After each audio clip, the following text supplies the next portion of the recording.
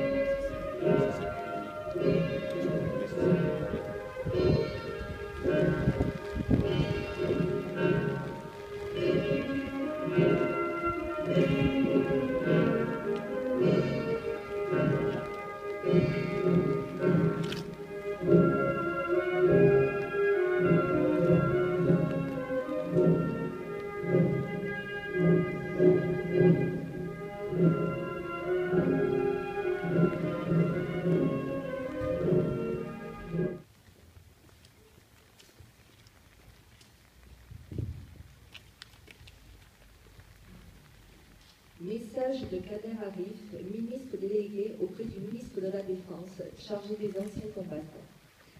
Le 11 novembre 1918, à 11h, les clairons sonnaient le cessez-le-feu tout au long de la ligne de front, mettant fin à une guerre que les Français dénommèrent aussitôt la Grande Guerre.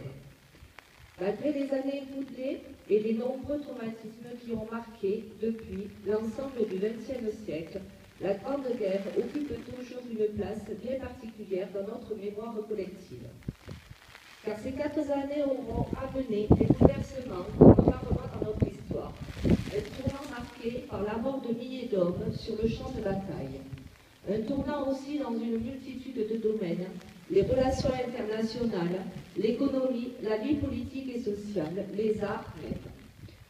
Tous les combattants de ce conflit dont l'année prochaine marquera le début du centenaire sont désormais disparus.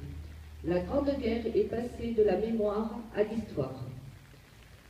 Ce centenaire sera l'occasion d'un hommage international à tous les combattants tombés pour leur pays.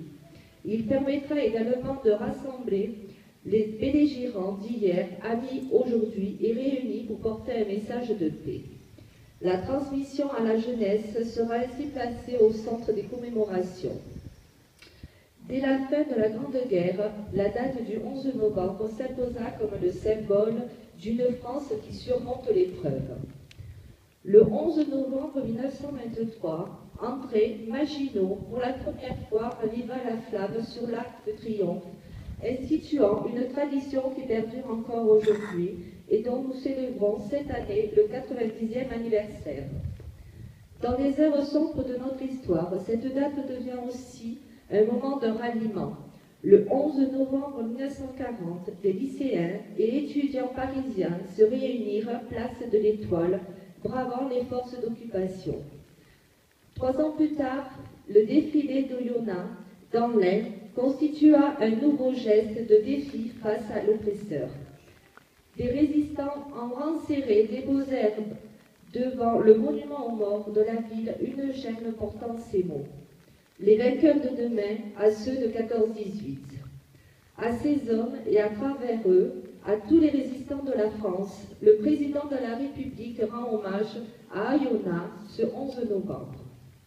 Aux hommes et aux femmes morts pour la France, à tous les compagnons d'armes, à celles et ceux qui continuent de porter leur mémoire, la France exprime sa reconnaissance et sa solidarité.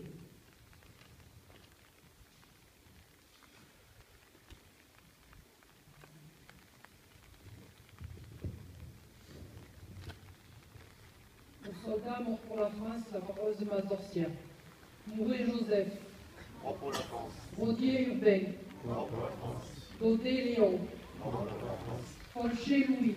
Mort pour la France. Veitavin Cyprien. Mort pour la France. Veyrune Émile. Mort pour la France. Veyrune Félix. Mort pour la France. Bonnet Louis. Mort pour la France. Mouret Théophile. Mort pour la France. Mouret Augustin. Mort pour la France. Mouret Maurice. Mort pour la France. Brosse Marius. Mort pour la France. Brosse Victor. Laurent Jean. Esther Casimir. Folcher Louis. L'abbé Mouret Cyprien. Martin Augustin. Combe Théophile. Salagra Marius. Jouve Ferdinand.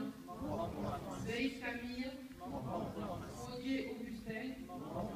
Xavier Richard Jean. Tessier Louis. Chastal Auguste. Montagnier Albert. Gilles Charles. Almeras Pierre. 3945 mais Jean-Louis.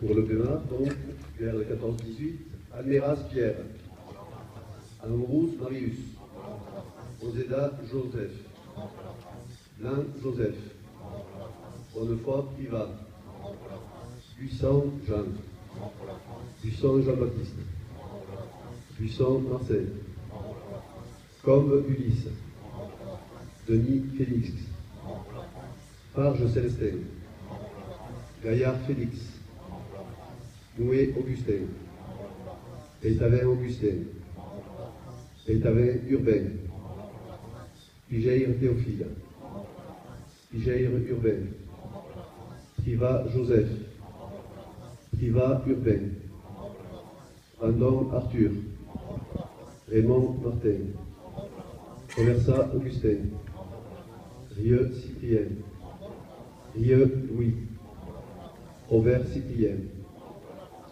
Odile Augustin, Rouvière Félix, Savajol Augustin, Talagran Augustin, Veyrune Urbain, 1939-1945, Bousquet François, Andier Paul, Rouvière Henri, 1954-1962, Buisson Jean, Robert Léger, 1948.